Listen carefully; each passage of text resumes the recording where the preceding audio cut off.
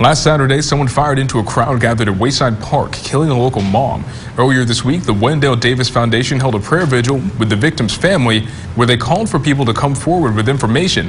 But the foundation's CEO says more needs to be done to stop future violence, and that starts at home. 17's Raphael Stroud sat down with Wesley Davis Jr., joining us with this report.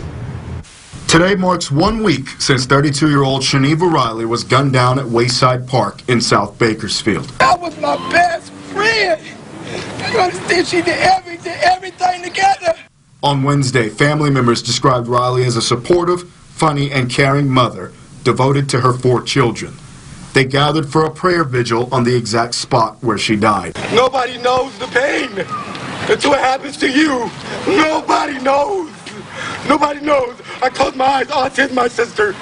Hosted by anti-gang advocates, the Wendale Davis Foundation, founded by a family that suffered the same kind of tragedy 15 years ago. You would think that everyone would be in an uproar and anxious to turn these type of folk in.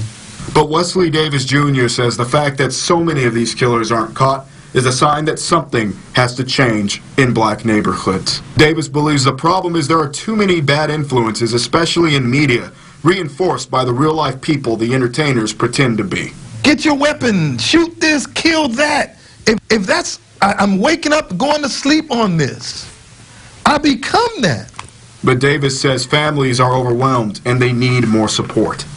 Elected officials have to really get behind, it doesn't have to be me, but guys like me. Organizations, doesn't have to be my organization, but organizations like mine. And more organizations like this needs to be created. We need more, we can't have enough. But for Shaniva Riley and others like her, there's one thing they want the community to do.